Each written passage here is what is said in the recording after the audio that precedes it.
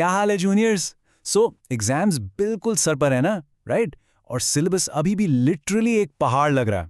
I know the feeling, especially when you look at marketing research and you're just like, भाई start कहाँ से करूँ? Well, listen up, क्योंकि ये explainer तुम्हारा अल्टीमेट चीट शीट बनने वाला है for Unit 3. Grab a notebook, sit back and let's get this sorted. I know exactly what you're going through. It's the night before the exam, you're staring at the textbook and that familiar panic is setting in. पर सुनो, tension मत ले भाई, तेरा senior इधर है.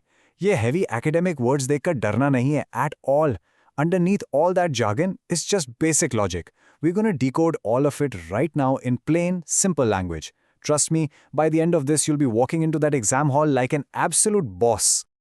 Okay, so here's our guaranteed hit list for today. We're covering 4 specific things. First, secondary data and its pros and cons. Second, evaluating sources. Third, importance in research. And fourth, major market sources. Just master these 4 topics, or samajh lo tumhara Unit 3 is fully covered. Let's dive right in.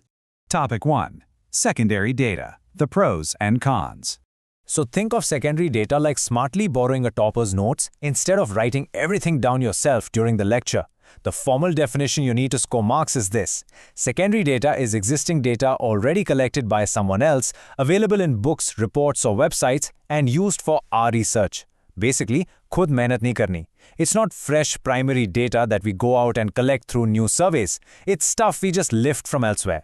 Someone else did the hard work and we use it to solve our problem. Simple si baat hai. But here comes the reality check. The pros are pretty obvious, right? It saves massive time, it's low cost, it has easy availability, provides large info and is super useful for initial research. But wait for it, the cons. भाई किसी और का assignment छापने में रिश्त तो होता है ना? The data might not match your specific needs. You have doubtful accuracy, it could be outdated, there's a total lack of control, and it might just give you incomplete info. So yeah, it's a great tool, but you've got to handle it with care. Moving on to Topic 2. Evaluating sources. Trust, but verify. Now, since secondary data comes with all those risks we just talked about, you really can't blindly trust the very first PDF you download. Quality check zaruri hai. Think of this like checking if the senior giving you notes actually passed the class. First, you need to look at the reliability of the source, like is it from the government or just an unknown blog? Then, accuracy of data. Are there obvious mistakes? Next is relevance. Does it actually answer our problem? Then, timeliness. Is it updated? Using old data is like studying the 2010 syllabus for a 2024 exam. And finally, adequacy. Is it complete? Continuing with that checklist, you also need to check the method of collection. Was it done carefully, using a proper research method? Poor method means highly doubtful data. Next up is consistency. Does it match across sources? If 3 different websites give you wildly different numbers, something is definitely fishy. And finally, objectivity. Suno, kam ki baat. Data absolutely needs to be unbiased. Unbiased, consistent data with a solid collection method is literally the only way to avoid making disastrous business decisions. All right, Topic 3. Importance in research. Why do we care? Now you might be sitting there thinking, भाई ये सब ठीक है, but companies actually care क्यों करती हैं? Well, here is the real business logic. First, it helps you understand the problem before you burn $1 million trying to fix it. Second, obviously it helps save time and cost. Third, you can plan your primary research better. Fourth, you get crucial background info. Fifth, you can compare market trends to predict the future. And sixth, it perfectly supports decision-making. Ultimately, it just reduces confusion so managers can make strategy-backed decisions without wasting cash. And finally, Topic 4. Market information sources. Where does the T come from? All right, here we are at the final boss topic. We know data is super important, but where are these big companies actually finding all this crucial market gossip? Let's lock in the exact academic phrasing for your answer sheet.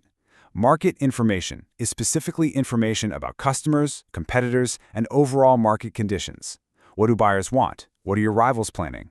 Having this intel is literally what separates the successful companies from the ones that go totally bankrupt. So, where exactly does this intel live? Let's check the sources. Number 1, customers. Always remember, the customer's king. They provide info on their needs, likes, and give direct feedback. Next, competitors. You need to know their strategies, pricing, and products. Third, your sales force. These guys are on the ground and give you real, practical market demand. And fourth, government and trade associations. They provide the big picture stuff, like population data and major economic or industry trends. Rounding out that list, we have market research organizations, or MROs. They provide highly detailed insights and research reports. Then you've got newspapers and magazines for the latest business news and updates. And finally, the absolute beast, the internet and online sources. आजकल सब कुछ online है, right? It gives companies incredibly fast, updated databases and social media insights. And just like that, Unit 3 is completely conquered. See, I told you, डरना नहीं है. We went through exactly what secondary data is, how to weigh its pros and cons, the absolute necessity of evaluating your sources, why it's a total lifesaver for business planning, and exactly where to hunt for that top-tier market info. You literally have the entire blueprint now. Sorted ho gaya paper. So, the only question left for you is this. Are you ready to ace this exam? Trust your prep, remember these concepts, and exam phor ke aana. But before you close your notes and go to sleep, ask yourself one final thing. If every single company in the world has access to the exact same online secondary data, how will you use it differently to find that $1 million insight your competitors completely missed?